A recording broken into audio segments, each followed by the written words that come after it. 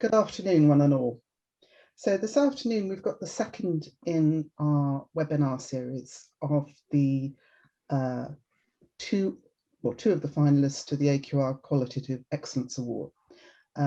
This morning we had the winner, and this afternoon we've got the highly commended entry, which was a close runner-up. So I'd like to introduce Sam Harris and Nick Fisher from Hook Research. The award is now in its 19th year. Last year was the 18th year. And we look forward to getting a whole load of good entries again this year. We asked Sam and Nick if they'd like to come along and just present to show you really what the judges are looking for, because they were very close to the winner. So without further ado, I will pass you over to Simon. I'd like to say that if you've got any questions for Sam or Nick, lob them in and we'll address them at the end, if that's okay. And we'll do them one by one and I'll read them out. So over to you, Simon. Hi there, afternoon everyone. Thanks, Luella. So as you may know, I'm the chair of the judging panel and have been since 2012. And the award itself was founded in 2003, originally called the Prosper Riley Smith Award in Prosper's memory. In 2017, we changed the name to the AQR Qualitative Excellence Award. And of course, the prize is being able to do things like this. So we're really also using this occasion to encourage people to submit for this year's award as well. And in terms of what the judges are looking for, and I should say that the judging panel is taken from a wide range of industry bodies, representatives of the MRS, AURA, SMR, APG, and this year also we've got somebody from AMSAR plus an academic. So it is really judged very carefully by really expert people who really look into this and take it very seriously. And we take this very seriously. This last year we had highly commended, and it's very rare that we have a highly commended. So I would like to say that what we're about to hear was regarded as an extremely good piece of research, and it's a great story. And we're really pleased that Sam and Nick are here from Hook Research, which they tell me was founded in 2012, 9 years ago. So in terms of what the judges are looking for, and obviously the criteria, we have that it should be great qualitative thinking, that it can illustrate that it's had a significant impact on the client's business, that it is a great story, which, as I said, this is, and that there's a touch of genius in there, creative genius, showing that there's a combination of sort of creativity, insight, and business application. And I think what the judges found particularly interesting about the example that we're about to hear is how it really engaged with the audience that the research was looking at, which they'll go into details about shortly, and also the multidisciplinary, all the different techniques that they used. Now, when I was young, you'd buy a record and somebody would give you and say, "Have you heard?" Or you'd go out and buy it the day it came out. But things have moved on a lot since then, and obviously the music business is highly complicated, and obviously the BBC are very aware of that. No, actually, the BBC are great supporters of British music, which is and music in general. So enough from me. Let me hand you over to Sam and Nick, and thank you very much. Right, thank you, Simon. Well, let me begin sharing this, and we can kind of start going through it. Well, so yeah, Simon, those are very lovely words. Thank you very much. It's yeah, it's great to be able to talk about a project like this. You know, it's something that, of course, we're really proud of. We feel like it was a really solid piece of work that we did with the BBC. At the end, we're going to talk about some of the impact it's had in the business. But what I'd just like to do quickly is kind of go through some of our thinking behind the project, kind of the method we used, as Simon was talking about, to kind of start getting into some of these insights, and then really just talk about some of the things we found at the end of the day. So hopefully this isn't too salesy. It is just a bit of an insight dip. And as Llewellyn and Simon said, if you have any questions, obviously dump them in the Q&A, and we can answer them at the end. So, as I said, my name's Sam. I'm the Insights and Engagement Director at Hook. I'm here with Nick Fisher, who's a co-founder of Hook. Hook is a consumer insights agency. So we work with brands all over the world to help them kind of uncover insights about their core audiences, their core products, and just really understand kind of key behaviors and trends you know, driving the world right now. We have a clear specialism in media, working across TV, print, digital, and most relevant, I guess, for this project, audio. Doing a lot of work in the music space, podcast space, and radio spaces. And we also do a lot of work with young people. You know, if media is one specialism, young people is the other one. And so we work all the way from preschoolers up through kids, teens, and into that kind of 16 to 34-year-old golden segment that the BBC ascribe as young people. So we are particularly well situated to tackle this project, and we were excited to kind of get in this brief from the BBC. But before I dig into what that was, I think it's useful perhaps to take a step back and just really contextualize the modern music landscape today. It's a dynamic and exciting space, and that has a lot of opportunities that comes with it. But it also has a bunch of challenges as well. Just some of those quickly kind of running through them. You have all the myriad touch points that audiences have between themselves, music brands, and the content that they're putting out. You have linear, you have digital, and all the things composed by digital, linear, native platforms, AVOD, social. The list is kind of endless. And the complexity of that landscape needs to be considered when brands are thinking about launching new experiences and products. There are also a bunch of new publishers, new products entering that landscape and disrupting it fairly regularly, creating new ways for audiences to engage with brands and with the music that they love. Beyond brands, beyond products, audience needs for music are changing as well. I'll talk a bit more about this later on, but listeners are consuming a wider range of music now than they ever have before. And that's been facilitated by the ease of access of these new products and the kind of ubiquity of these brands.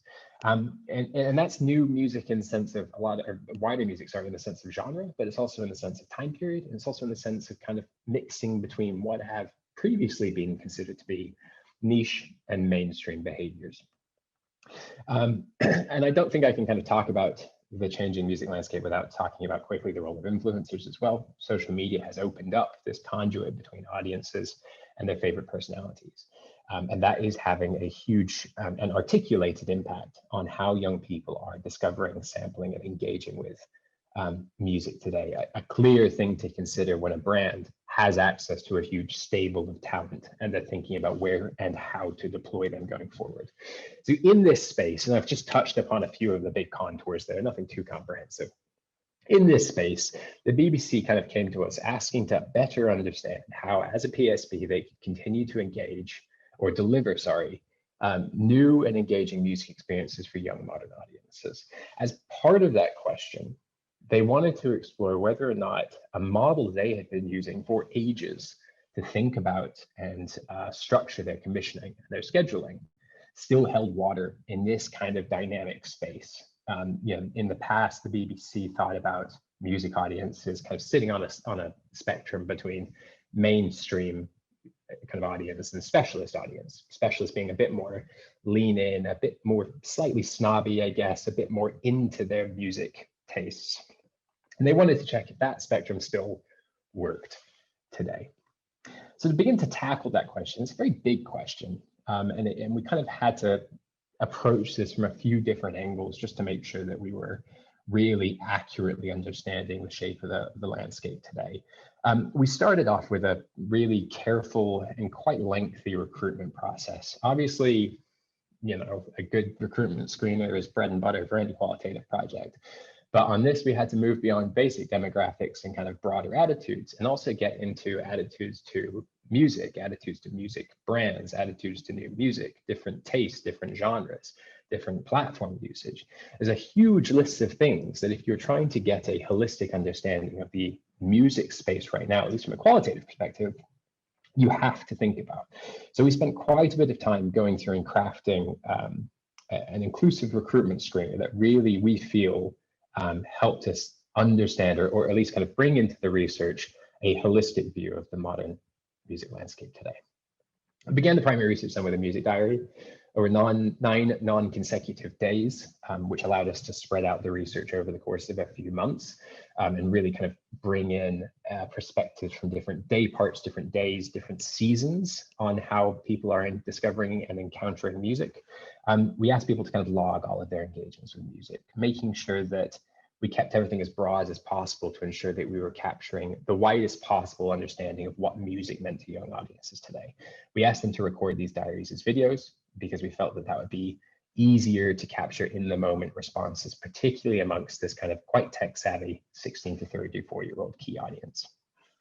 Simultaneously part of that process, we ran an online community to capture more considered thoughts around how young people think about music brands, and how they think about new music discovery, why they're turning to new music, why they think they're turning to different brands, and what role these kind of spaces play in helping them understand the music landscape today. We also did a bit of content testing here on music adjacent content, testing things like video listicles, articles, podcasts, just to understand how this other stuff in the music ecosystem might help contribute to young audiences' discovery of new music today. This was pre-COVID, so we were able to take some people from the community into workshops, and we really, in these workshops, we really kind of dug down into brand perception. I think face-to-face workshops are a really good space to do this, where we understood the competitive landscape around kind of music providers right now, and specifically focusing on where BBC Music and all of its sub-brands sat within the landscape today. As part of that audience workshops as well, we actually did a few workshops with regular kind of listeners, part of that inclusive recruitment thing we did, but we also did a kind of a super listener group as well, where we brought in people who were just incredibly well versed in the music landscape today, just to understand a bit more of a niche understanding of music from that perspective. We also thought it was important to consider the social aspect of music. So we ran simultaneously with a separate group of recruits, some friendship quads, 3 90-minute sessions with some tight-knit friends across the UK to understand how they talked about music, when they were sharing new music with each other, and kind of what the hooks were that inspired them to share together. At the end of the primary research then, we took all that great stuff, took all the brands that were referenced, and we mapped them in a semiotic analysis, trying to understand specifically where BBC brands sat in the landscape currently compared to its competitors, and if there were opportunities, at least as identified in the semiotic analysis, for them to grow into in future. At each stage of this process, and Nick's going to talk about this a bit more later, at each stage of this process, we ran hypothesis generation sessions with BBC stakeholders. We recognized right from the very beginning that the BBC had a huge depth of knowledge in music, and it would be criminal if we didn't tap into this research. And we wanted to make sure that every insight we were creating was building off of that existing research that existing knowledge rather than replicating it. So at each stage, we kind of took everything that we found, all of our top lines, all of our thoughts back to the stakeholders, had a conversation, and then went back out again. And I think it made for a very kind of useful and actionable piece of research right at the end. And finally, for us, design is hugely important at Hook. We think that a well-designed debrief is more enjoyable to consume as the end kind of researcher, and it also helps information get transmitted more easily across a business. So we kind of made sure that everything we were producing kind of was touched by our designer and our kind of professional videographer first. We created a debrief, obviously, but we also packaged up all of our insights into dynamic videos and 2-pager summaries that could be transmitted both to internal BBC teams across the business, but also to production companies outside of the BBC as well.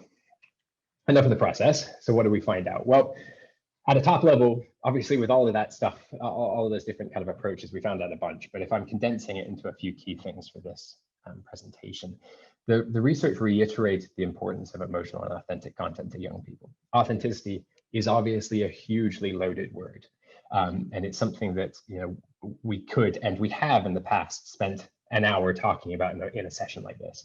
But kind of in a nutshell, what young people are looking for here is emotionally charged content. They feel that is one indicator of authenticity. Or when it comes to talent who are kind of engaging with, talking about, and kind of shepherding people towards new content, it's this idea of being embedded within a certain scene, kind of having the chops, having the heritage to be able to talk about something and steer people towards it. The research also underlined the ubiquity of music in young people's lives today. Music is everywhere. It is not just putting on a playlist. It's not just putting on a radio station. It is opening up your For You page on TikTok and encountering Wellerman, you know, the whole sea shanty thing. It's popping on a film, The Greatest Showman, In the Heights, and kind of coming back with a new song on the back of that. It's listening to a YouTuber or watching a YouTuber and hearing a song in the background and kind of putting that into your Spotify playlist on the back of that. So music is just integrated into all aspects, all media aspects of young people's lives. And it's an important thing to think about as brands are kind of thinking about their engagement strategies in the music space moving forward. One of the big things and kind of one of the kind of key parts of the research that we found was this kind of blurring as well that was going on in this 16 to 34-year-old age range. When you think about Gen Z, and this isn't Gen Z kind of mostly, when you think about Gen Z, obviously you think about the blurring of kind of gender, of fashion, that kind of mixing of high and low. You know, young people today are defined by this kind of breaking down of barriers. And while this is kind of mostly, you're talking about a millennial audience here, what you're seeing is kind of a similar sort of reflection of that kind of blurring, kind of moving up into this space. We found that the young audiences we were talking to, particularly at the younger end, didn't like giving themselves a genre label. Outside of rock, which is kind of an exception and still has a touch of tribalism associated with it, most people didn't really want to associate themselves with pop or house or hip hop or whatever it was. Instead, there was this constant refrain that people just wanted to listen to music that was good. And that transcended genre, but it also transcended history and time as well. Contemporary music is cool. The newest songs are cool. But when people started listening to songs from the 70s and 80s or 50s in some cases, they still found that equally cool and equally enjoyable just because it was good music. So you kind of have this blurring of what is constituting, you know, new or new to me music right now. And that's blending into the music that's being created as well. If you look at something quite notable like Lil Nas Old Town Road, which brings together Western and hip hop, you kind of see a manifestation of that attitude demonstrated in a kind of a single song. The other thing that we saw as well, kind of continuing that blurring theme, was this mixing of kind of niche and mainstream habits. The idea that what was previously considered a mainstream audience were dabbling with artists that were once considered a bit more specialist, kind of going into places like SoundCloud, perhaps more obscure YouTube channels to find and discover new artists. At the same time, you also had what had previously been grouped as more specialist listeners, those who are kind of more engaged in the music scene, who are absolutely in love with, you know, Dua Lipa. That snobbery that once existed around kind of huge music fans has kind of disappeared. So you kind of had this mixing of kind of trends and attitudes. And obviously, when you start to lose that definition between those buckets that the BBC once relied upon to inform its commissioning and its scheduling approach, that's kind of problematic. So what instead we suggested for the BBC was, when they're thinking about creating experiences around new music, instead of focusing on delivering against mainstream or specialist or somewhere in between audiences, is to think about delivering against what we identified as discovery modes, just kind of moments that people might be encountering either consciously or unconsciously new music. And we uncovered 6 of these different modes. The first one was trend-led. This is the idea that people kind of being up to date, staying relevant, participating in a zeitgeist.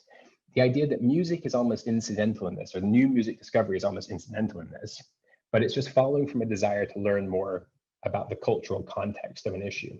So an example of this might be somebody uncovering a new Britney Spears song they haven't heard before because they are following the conversation about conservatorship. So kind of an example like that. Community-led discovery is the next one in this kind of unconscious bucket. This is music discovered through engagement with a community of consumers who have shared interests. People aren't looking to discover new music through engagement in these communities.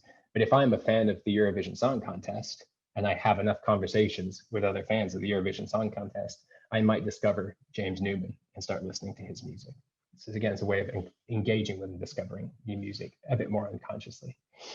Occasion-led discovery is when listeners are looking for music that puts them in a particular mood, and then they're stumbling upon new music as a part of that. So that's a gym playlist that you didn't necessarily put together, but you kind of found online. That's sticking lo-fi beats to study to on YouTube and just popping that on when you're kind of working on your homework. It's popping on Radio 1 before you head out for a night out.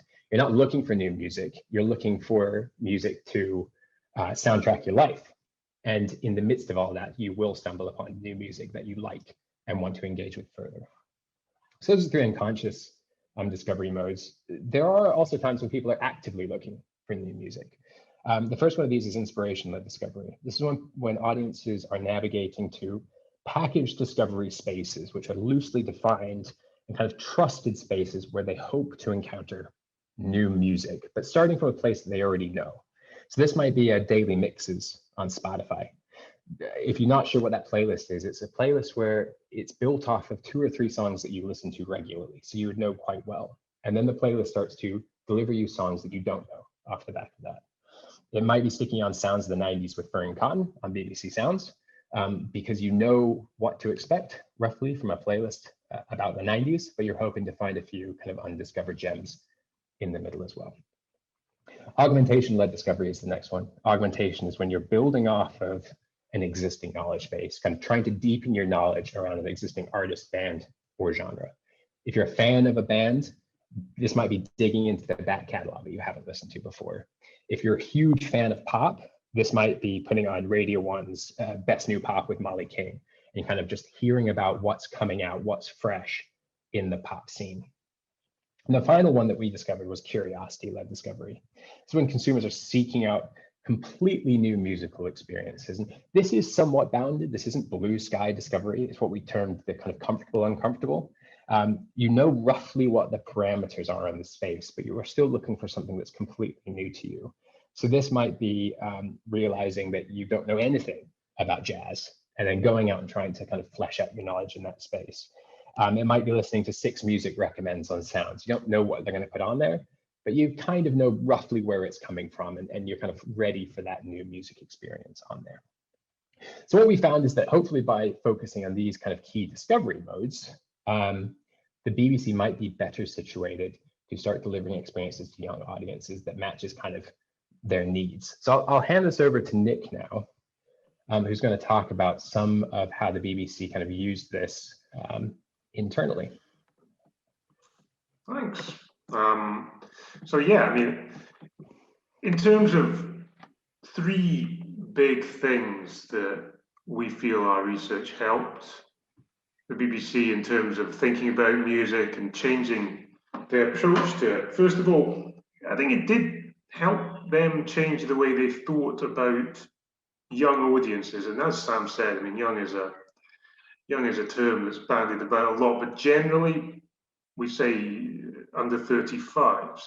And when thinking about that, our work helped each of the channels within BBC Music and the BBC Radio umbrella, both linear and digital, think about the music they were putting on and who they were appealing to. Traditionally, as Sam mentioned, there's quite a binary vision of what music and music fans were or are, which is you have specialist listeners who have specialist tastes, and you have mainstream listeners who have much more mainstream tastes. Now, our work helped kind of recast that idea within that framework of discovery modes and showed that what was specialist listening now bleeds into the mainstream, and the buckets that you used to put people in and those categories of people that if you're my age, you grew up seeing, whether they be indie kids or goths or rockers, and you had a very firm idea of what music they liked. You still have people who like that type of music, but there's no ban on them listening to other things anymore. Rather, they're very likely to be listening to a broad palette of music, and to say that to close them off from other types of music doesn't reflect reality. And I think we helped show how young listeners uncover this new favourite music. It strengthened our relationship with the BBC, and it also created future work streams for them to explore.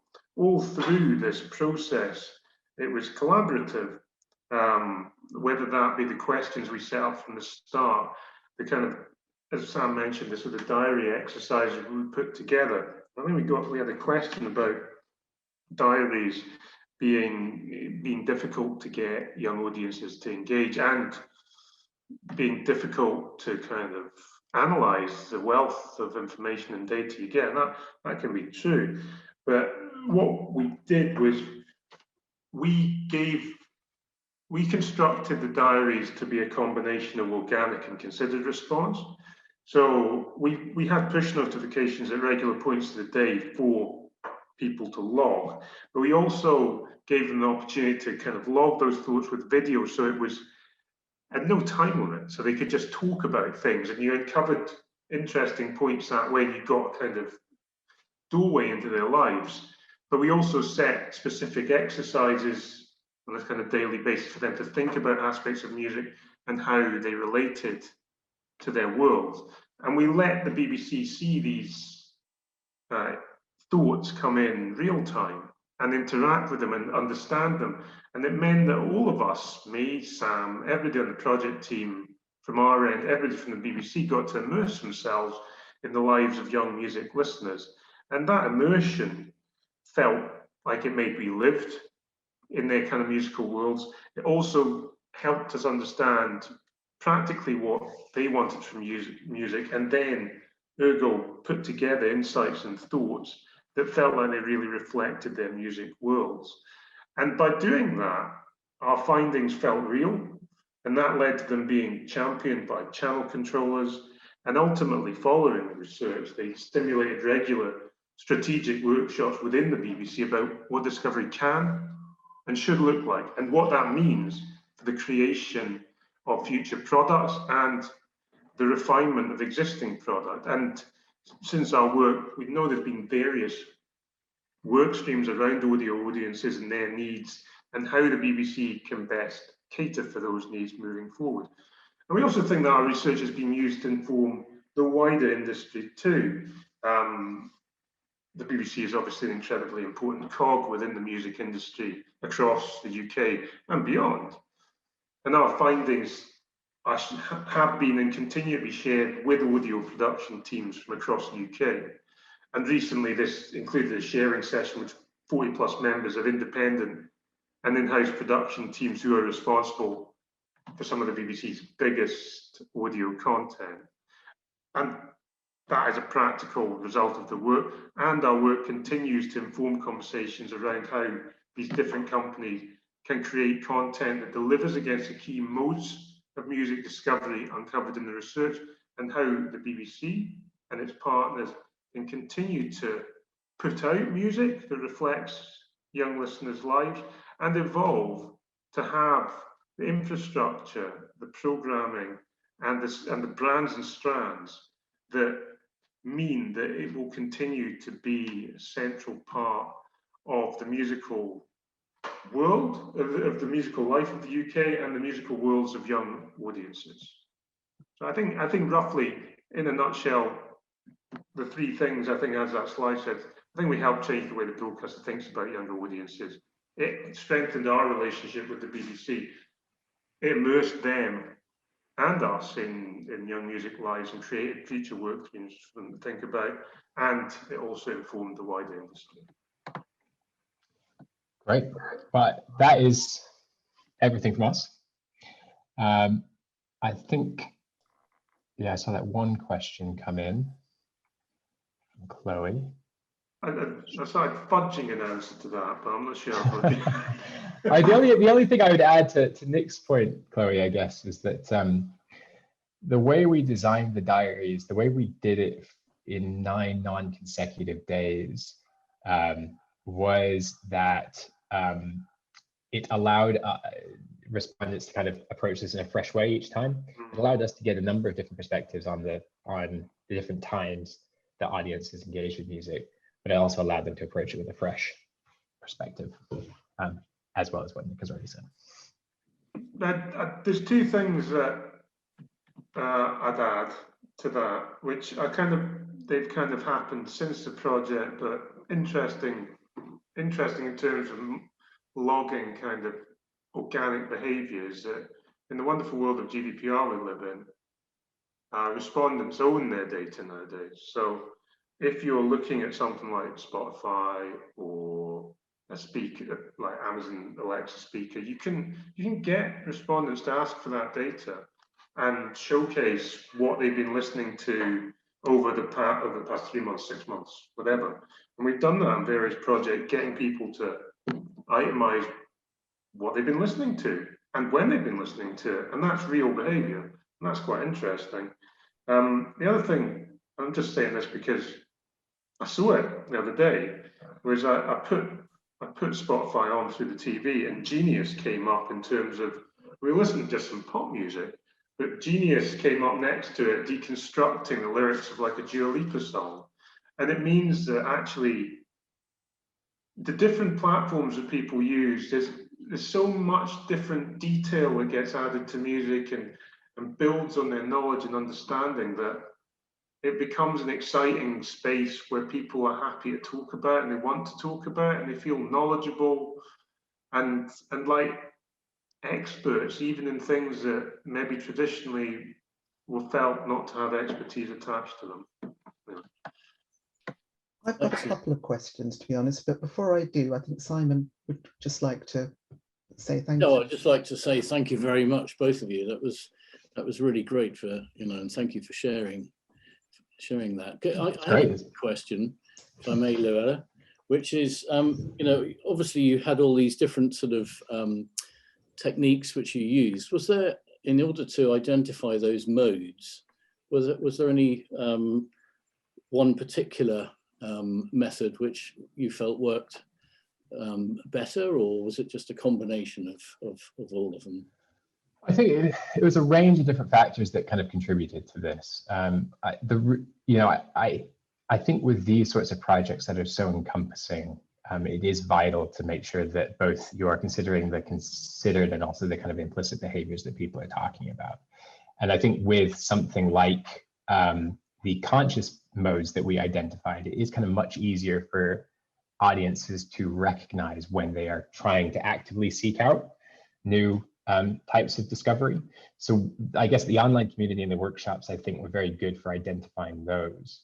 I think us going back through all of the diary data really helped us with the kind of the more unconscious, those kind of 3 modes right at the beginning, where you could just look at the different ways that they were encountering music just in the wild and kind of drawing out modes from that.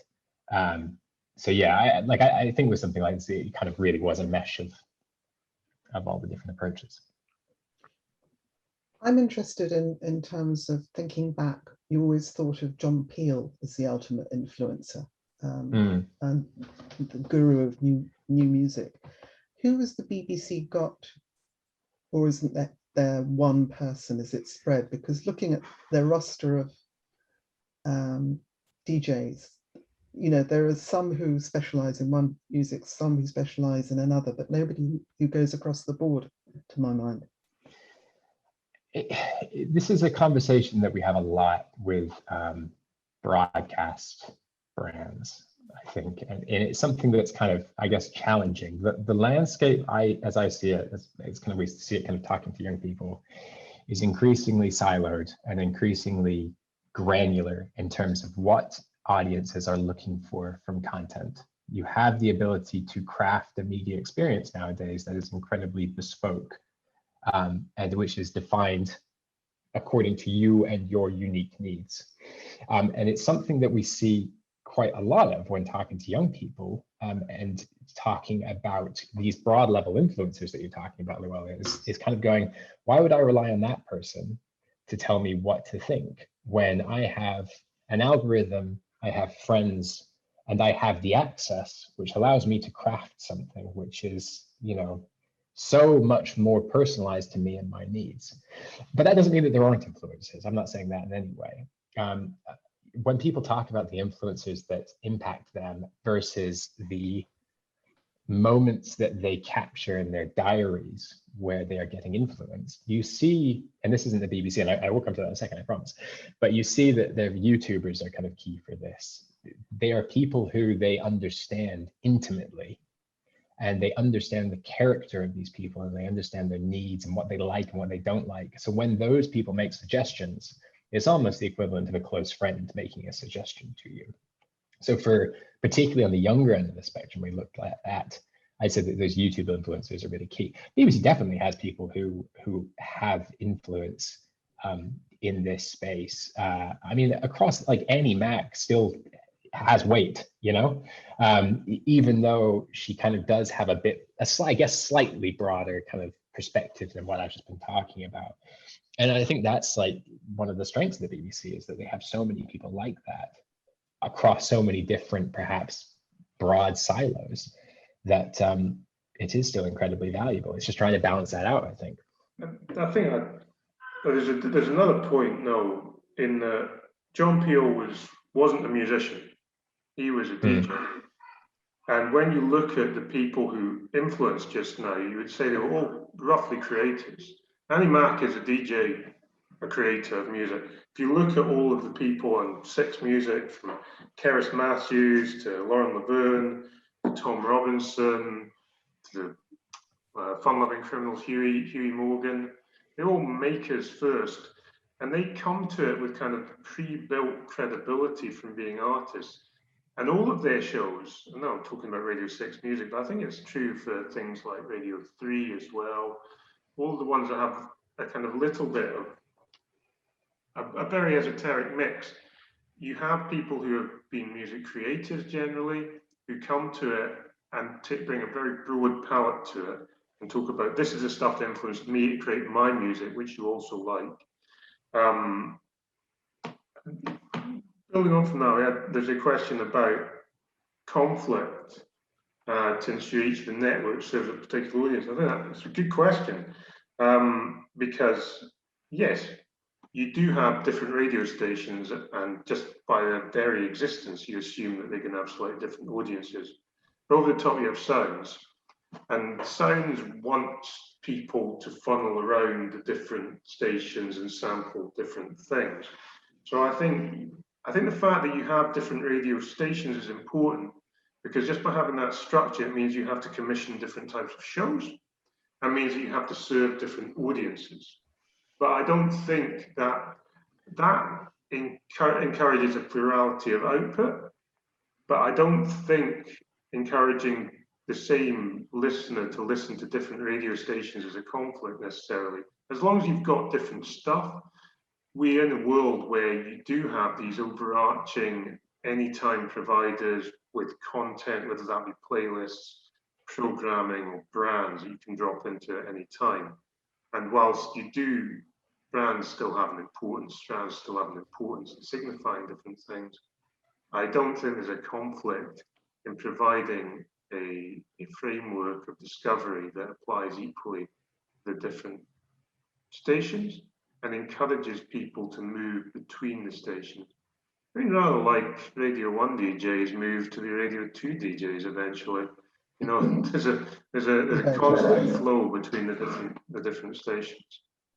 I have another question in that ilk, but I will pause for Joanna Dorling, and I need new glasses. She says, super helpful. Thanks, guys. What platform did you use for the online community? And was this different to the music diaries?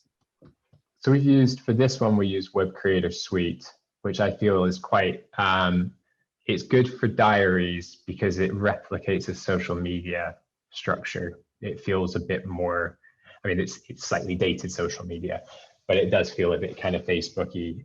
It's quite good for sharing videos on the hop with clients as well.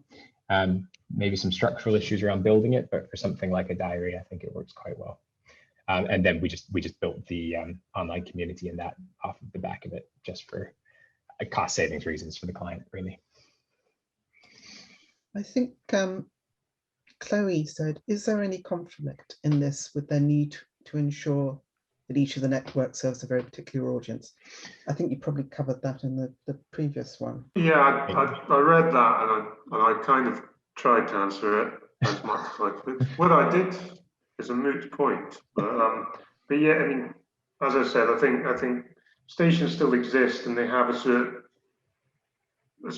slightly view about who their core audience is, but because you've got Sounds Over the Top that serves everybody and Sounds wants people to sample the range of BBC brands, I think that idea of conflict between brands within the same stable doesn't exist as much as it would have done in the past. I think what's interesting is if you look at the BBC in its entirety, both TV and radio, and I think I was watching later, and I dip in and out of Jules Holland, but he was obviously very miffed that he'd never received a BAFTA nomination in all the however many years he's been doing later, and I wonder whether that said more about the audience than about the BBC or BAFTA, to be honest. Oh, maybe. Yeah. He's another example of someone who's done it. Him and Squeeze, you know. So it's just it's interesting. It's the same with something like football. I know that's totally different, but you used to have football journalists. Journalists did it, and they were the Avalon's Grizz, like who went on. And now it's all Gary Lineker and Alan Shearer and whoever it is. You've moved from a world where you had commentators to people who've been at the coalface, whether that be music or sport or whatever, you know. And then whether that's good or not is personal preference and opinion, I guess. Excellent. Well, I've got a question, Luella, because obviously one of the reasons that we're doing this now, as you said, is that we've just launched the 2021 entry for this award, and I'd love to know, Sam and Nick, what it feels like to to be acknowledged in this and entering it, that you can encourage others to do so. Well, I mean, of course, it was we were all very excited when we found out that we would have been highly commended for this piece. It is just nice having something that you worked so long on kind of recognized in this way. That always feels good. But beyond the feel good factor, I think for us, I'd say it's been a really good sales tool. We've done quite a few of these sessions, both privately and publicly, bringing along our clients, some of them further cementing our relationship with them, but also just starting new conversations with people, both across the music industry, but across the research industry as well. I think particularly if you are a research agency and you're trying to think about, I guess, alternatively budgeted ways to increase your marketing, this gives you the context to reach out to new individuals and actually start new conversations and have something to say that isn't just a sales pitch, which I always think is a valuable thing to have. I think beyond that, just generally going through the process of writing something for an award for an award is useful, because a lot of the time people who work in the industry, you do the work and you finish it and you know it was a good piece, or you hope it was a good piece, and then it gets put in your mental filing cabinet or the server at work. But actually, doing something like this makes you rethink the work you've done and remember that you've done some good work, reflect on what worked about it, and it actually sharpens you up for things that you might be thinking of pitching for in the future or are pitching for now. It's really useful, and I think this industry, which is project driven, is so fast paced. You constantly having to get the next piece of work, or you're doing something and you need something. This actually, it gave space for us to think about the work. It gave space for it to breathe in our heads, and it made us feel more confident in what we've done and the outputs attached around it. Excellent. It's good to archive it. just Yeah. so Well, people want to go thank back. you so much. And, you know, many, many congratulations again. Thank you. If I could just mention to everyone that the deadline for this year's entries is September the 6th, I think it is, isn't it? Yeah. I've got somewhere down here. Yeah, so I would encourage everybody to, you know, pass the word around, and it's obviously very valuable for a number of reasons, as you've described. Thank you both very much. I think the only other thing I'd like to say in terms of housekeeping, the call for papers for the AQR and Aura Day is the 12th of August. So have a look at AQR's website for that. And AQR is running a 2-day mod skills workshop on the 21st and 22nd of October as well. So keep your eye open for that. And there'll be more stuff up there fairly shortly. So just keep looking. Thank you both very much. Thank you. Carry on with the rest of the day. In a webinar day. Thank you. Thank you. So much. Look forward to meeting you in person. Absolutely. As soon as we can. Yeah.